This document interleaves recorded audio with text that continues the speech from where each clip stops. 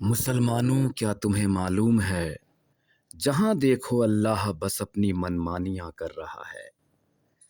نہ اس کے کچھ اصول ہے نہ آداب، ہر وقت بس اپنی پرستش کے لیے مرا جا رہا ہے۔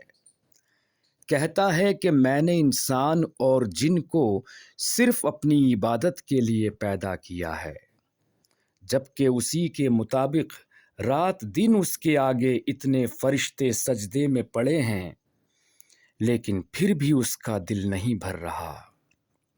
ذرا عقل سے سوچئے میرے پیارے پیارے مومن دوستوں، آخر وہ کیا کرے گا اتنی عبادتوں کا؟ کہاں لے کر جائے گا ان عبادتوں کی گٹھری کو؟ کیا اس کا کسی دوسرے خدا سے کمپٹیشن چل رہا ہے؟ کسی اور خدا سے مقابلہ ہو رہا ہے؟ اور وہ بھی اتنا ٹف کہ اس نے قرآن میں باقاعدہ جگہ جگہ پر دھمکیاں دے رکھی ہیں کہ جو میری عبادت نہیں کرے گا اس کا میں یہ کر دوں گا، اس کا میں وہ کر دوں گا۔ پتہ نہیں کیا کیا کہتا رہتا ہے۔ یہ سوچ تو ہم عام انسانوں میں پائی جاتی ہے کہ جو ہمارے کام نہیں آتا یا ہمارا کوئی کام نہیں کرتا تو ہم اس پر غصہ ہو جاتے ہیں، یا اسے طرح طرح کے طعنے دینے لگتے ہیں کہ میں نے تمہارے لیے یہ کیا، میں نے تمہارے لیے وہ کیا، تمہارے جیسا احسان فراموش کوئی نہیں دیکھا، اتنا کچھ ہونے کے باوجود بھی تم میرے کام نہیں آئے۔ یہ سب تو ہم لوگوں کے جملے ہوتے ہیں، اور کچھ نہیں تو سامنے والے سے دل کے کسی کونے میں ناراض بھی ہو کر بیٹھ جاتے ہیں۔ لیکن ہمارا اللہ بھی ایسا ہی کر رہا ہے۔ کمال دیکھیے، ہمارے اللہ، ہمارے خدا کے پاس بھی ہمارے جیسے ہی جذبات، ہماری ہی بھاونائیں ہیں، وہ بھی بالکل ہو بہو ایسا ہی کر رہا ہے۔ تو پھر اس میں اور ہم میں کیا فرق ہے؟ اور شرک تو اسے اتنا ناپسند ہے کہ جیسے میاں بیوی یا دو پریمی آپس میں جھگڑا کر رہے ہوں کہ تم نے اس کی طرف دیکھا بھی کیوں؟ کسی بھی مذہب کے خدا کا ایسا عجیب رویہ آج تک نہیں دیکھا گیا۔ اور مزے کی بات کہ قرآن میں یہ بھی کہہ رہا ہے کہ جسے میں چاہتا ہوں ہدایت دیتا ہوں اور جسے میں نہیں چاہتا تو نہیں دیتا۔ یعنی ہم سب اس کی عبادت بھی اسی کے حکم سے کرتے ہیں، تو پھر ہماری غلطی کیا ہے؟ عبادت کر رہے ہیں تو ٹھیک، نہیں کر رہے ہیں تو بھی ٹھیک، کیونکہ دونوں جگہ پر اسی کے حکم کی تعمیل ہو رہی ہے۔ اور سونے پر سہاگا یہ دیکھیے کہ وہ کئی جگہ پر قسمیں بھی کھا رہا ہے۔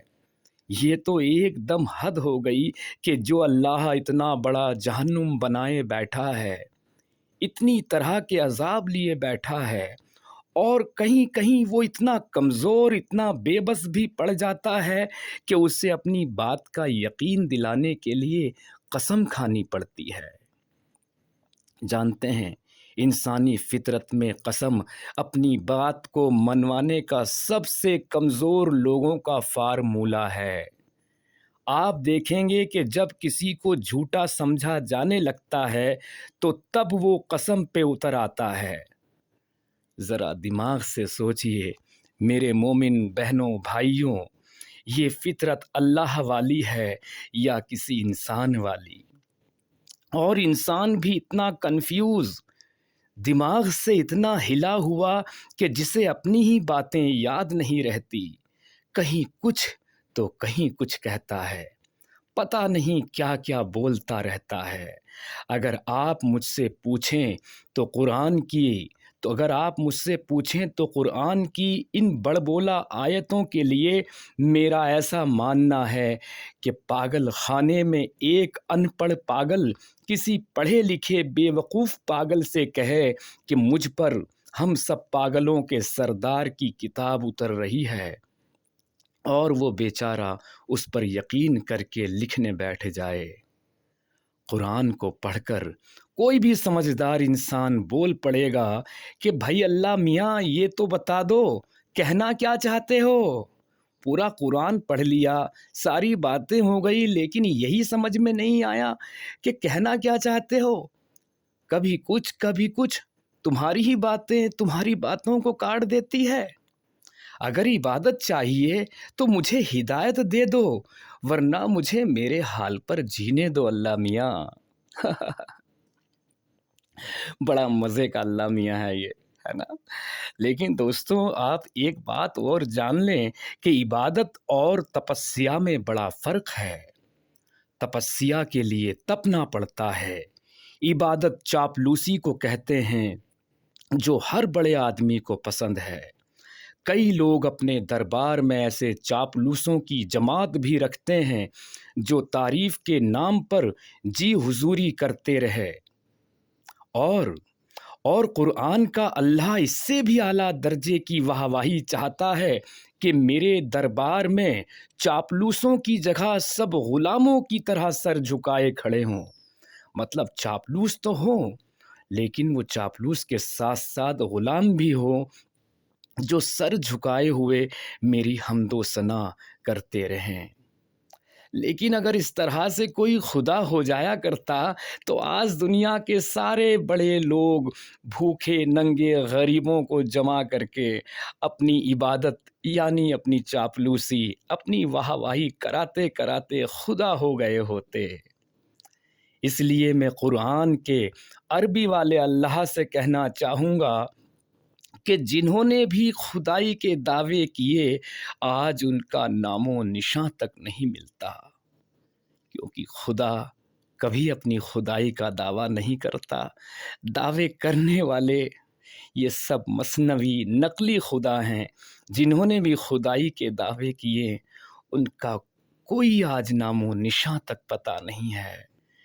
شاید یہ اللہ بھی اب زوال کی طرف بڑھ رہا ہے۔ یہ بات لکھ تو میں رہا ہوں، پر جملہ میرا نہیں، قدرت کے اس نظام کا ہے جو ہر ظالم کو ایک نہ ایک دن سزا ضرور دے گا۔ اگر اس کائنات میں انصاف جیسی کوئی چیز ہے تو دیکھنا ایک دن اس عربی والے اللہ کا بھی انصاف ضرور ہوگا۔ بہت بہت شکریہ دوستوں، سنتے رہیں اور مومن بھائیوں کو سناتے رہیں۔ بہت بہت شکریہ، دھنیہ واد، آبھار۔